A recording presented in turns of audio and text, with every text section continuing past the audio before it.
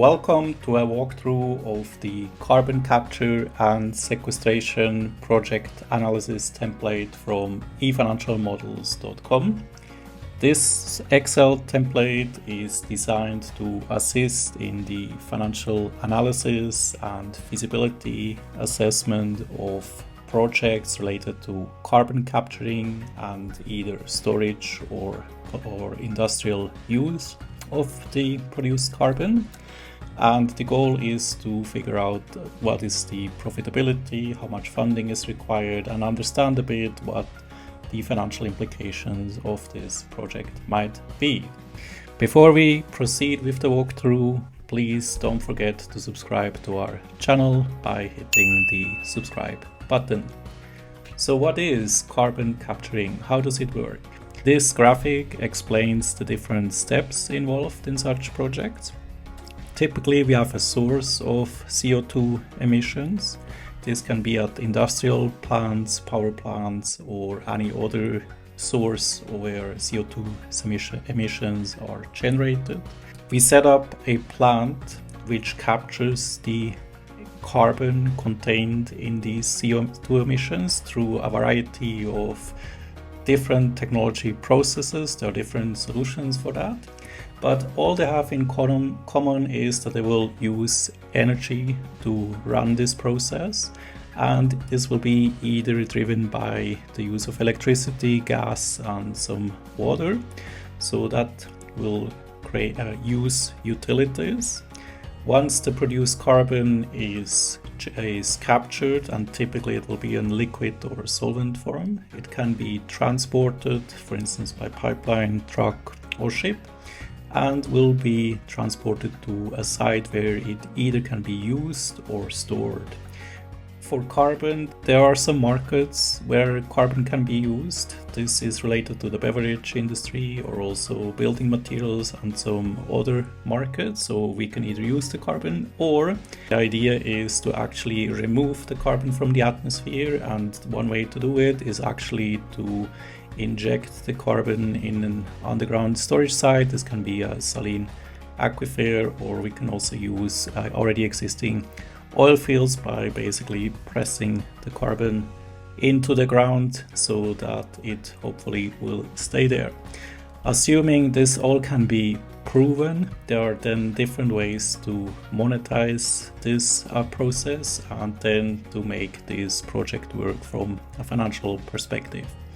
This template is structured in various worksheets. We have here one worksheet which summarizes the financial outcome of the analysis on one page.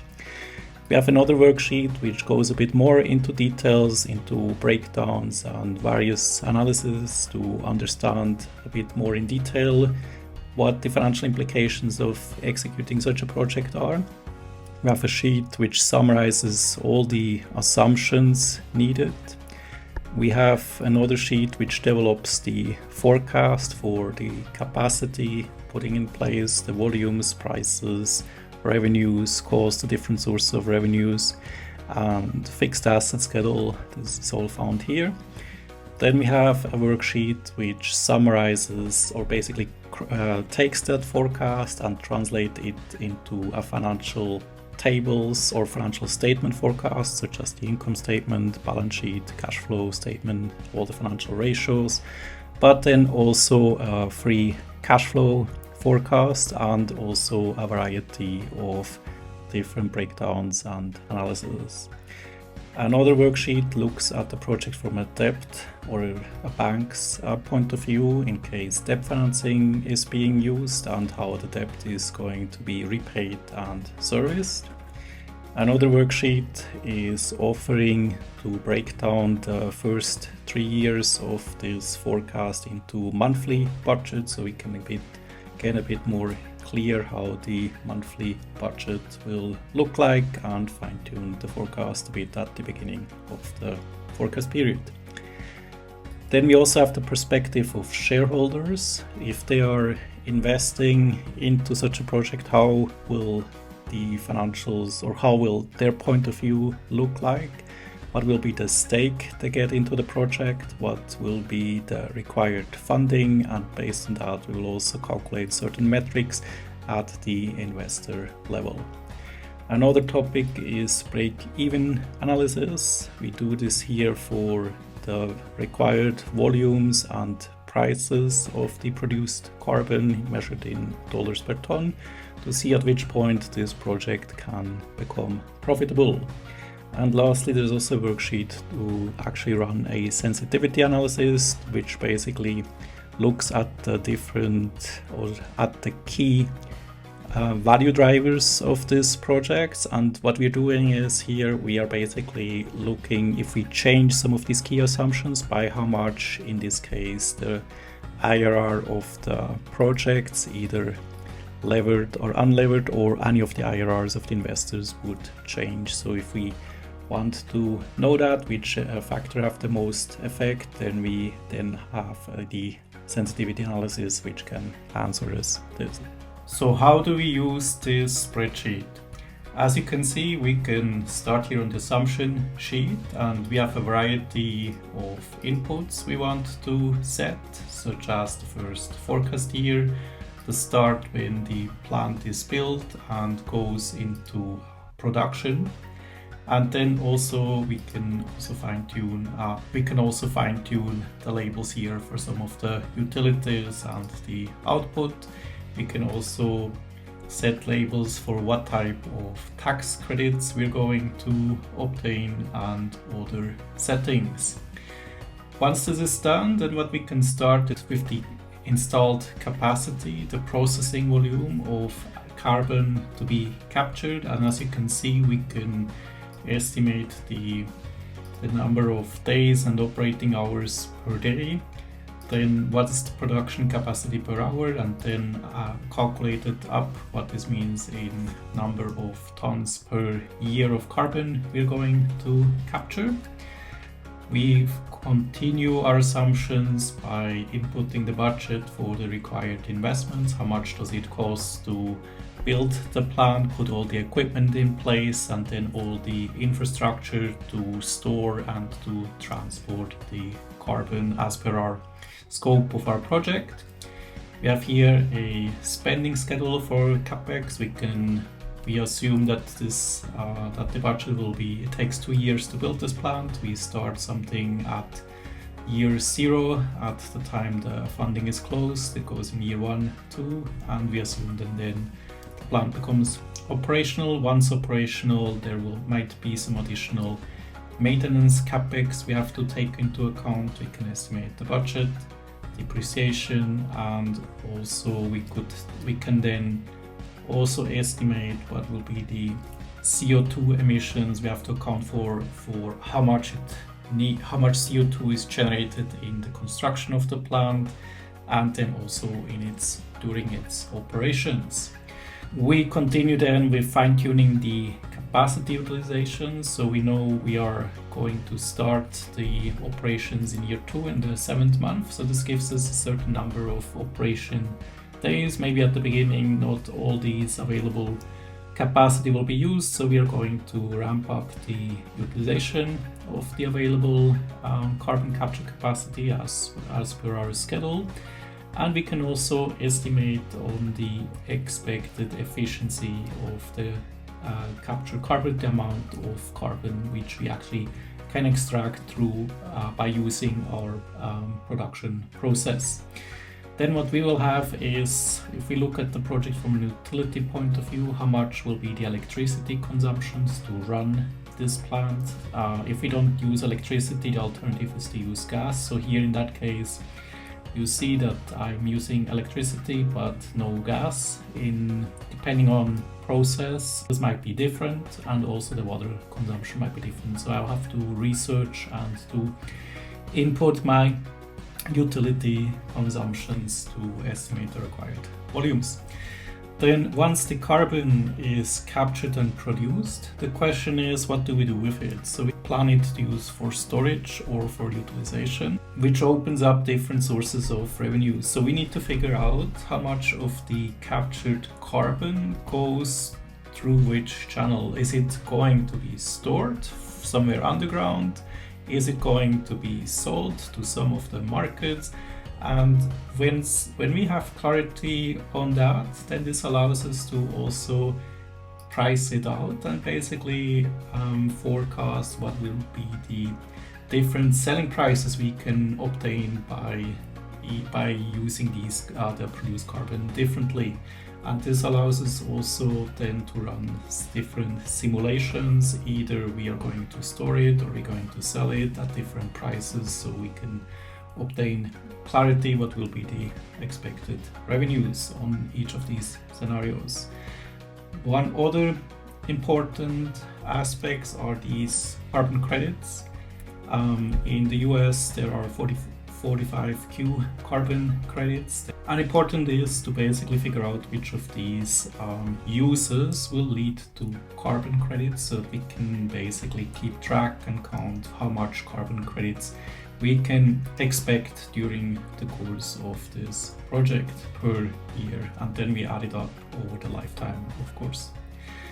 So in addition to storage and utilization, we might actually also have some cases where actually such a plant might be able to charge a service fee for processing, for capturing and processing the carbon, because it allows savings on maybe another part of a business operation. So if that's the case, you could also just charge a service fee, and then we'll run through and will be taken into account as an income from a service fee in our revenues. Then project what will be the annual revenues and from where they are coming from. In terms of the direct costs, we have to keep track of the utility consumptions. Now we have to assume prices for consuming electricity, gas, water. We have to input our cost structure here, and which will then lead to forecasting the costs for running the carbon capture and sequestration operation. In addition to utilities, there are also other costs. These are related to maybe transport, supplies, maintenance, anything to deliver the carbon to its final destination. And we have here offered a model to assume certain direct costs. And as you can see, they can be linked to use different volumes to apply the costs, and they will change here. So you can select here what is the basis for these additional direct costs. Once this is done, we can shortly check, and we can then also see what this means in terms of gross profit. You can always follow the links here to get more information. This is then going already to the financial sheet where you have the overall financial forecast. You can always do that via these links here. Then we go into the indirect costs. We have costs for employees or staff, which are running the plant, administration, everything to keep the plant running. So what we have done here is we are offering, as of the start of the plant, a framework where you can input the expected employee numbers, their salaries, that will then result into the employee costs. And then also we have here a series of additional OPEX items which can be forecasted and taken into account.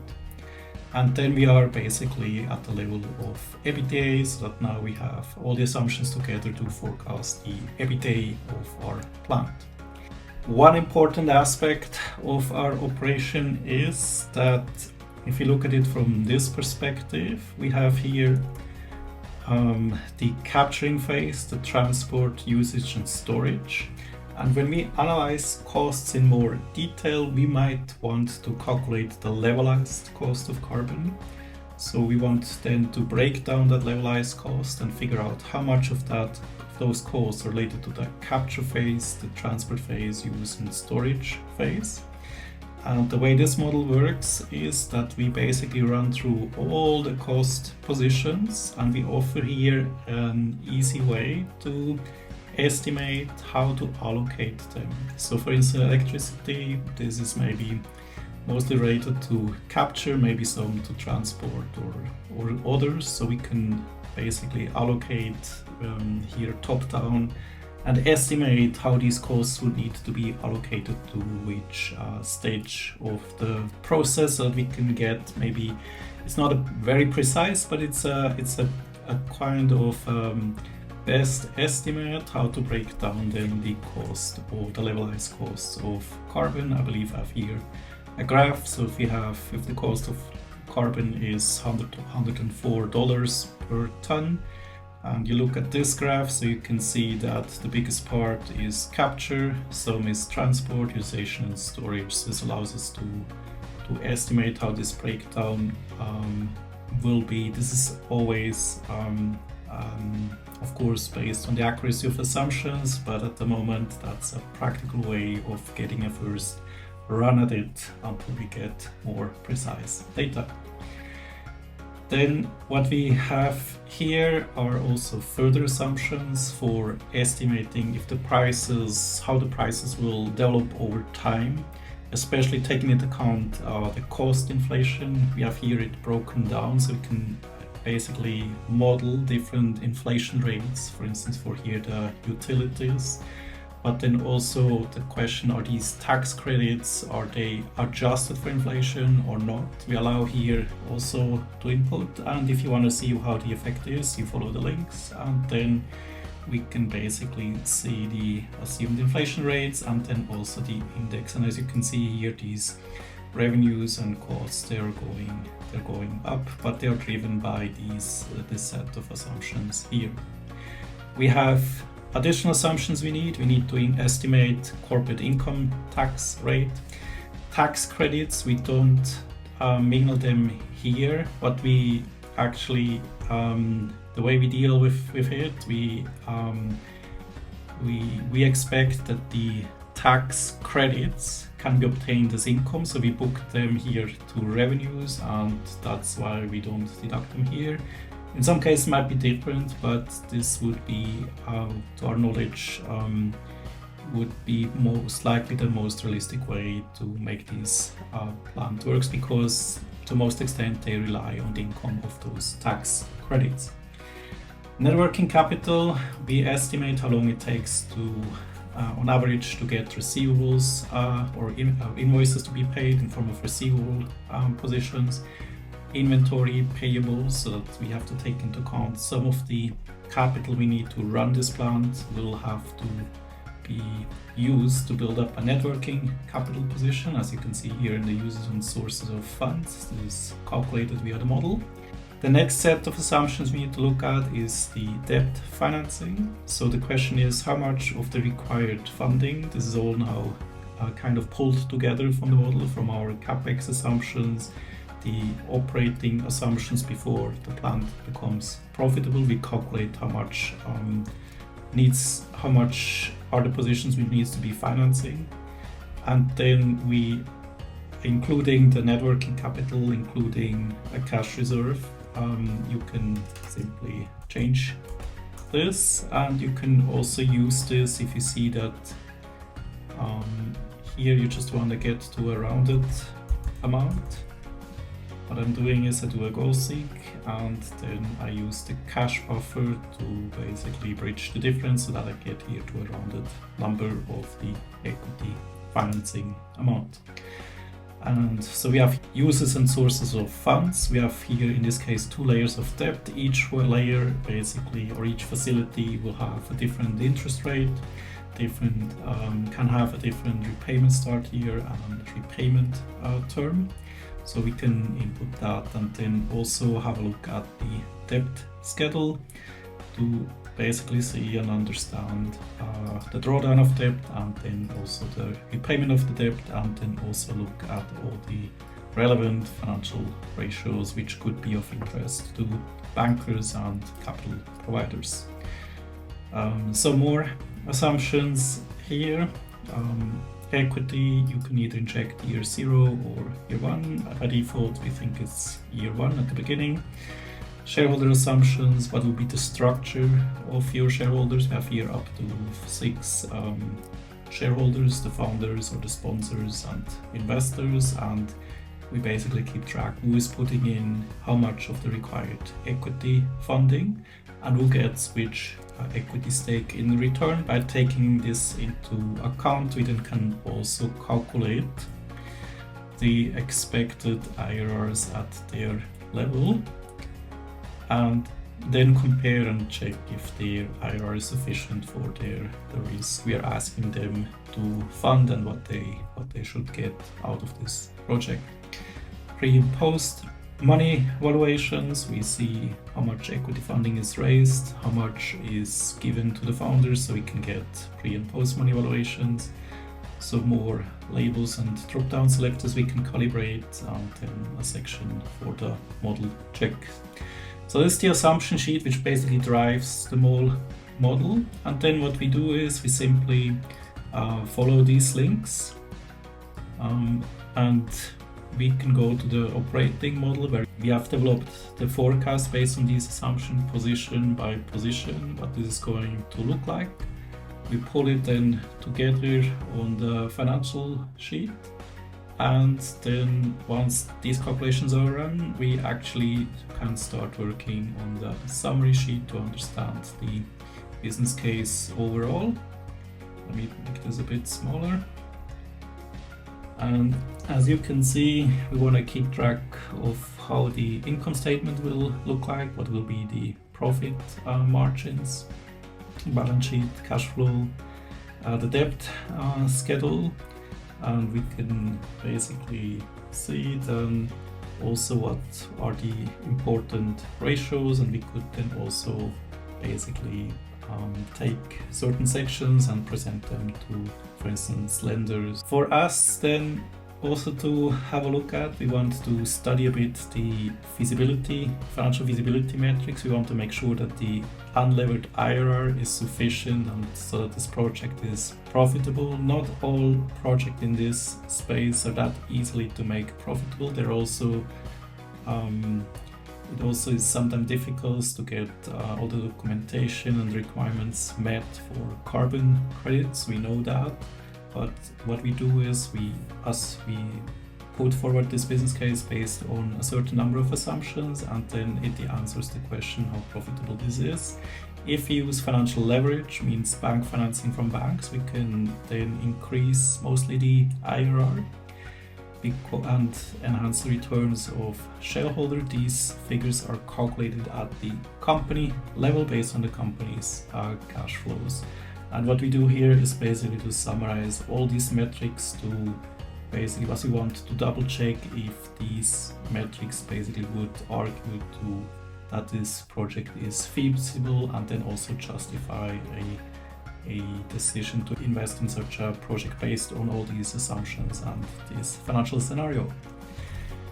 And this then goes on. We have additional tables here to understand all the forecast in more detail. And now the idea would be then also that you can easily go back to the assumptions and start changing the assumptions or run additional scenarios or different scenarios, and then compare the results you get, so that you get a bit an idea how the economics of this carbon capture and sequestration plant might play out, and to get more comfortable with the forecast. One other topic I already touched on are the levelized cost of carbon, and we have here two dimensions to analyze them. We can basically, what we're doing is, one approach is basically add up item by item different costs. In this case, over the lifetime, we calculated what this means in a dollar per ton basis, and we also discount the cost of the lifetime to levelize them to today's value. And in that case, you see there is an EBIT position included. That means we assume here that this, in order to make this project work, there needs to be a profit generated for the capital providers. Another alternative would be we blend this out and we just look how it would look like at more like a break-even level. But in reality, capital providers will require profit, otherwise they will not do this project. So EBIT includes the cost of interest and then of course also taxes, but then also the compensation for shareholders, or the net proceeds to shareholders.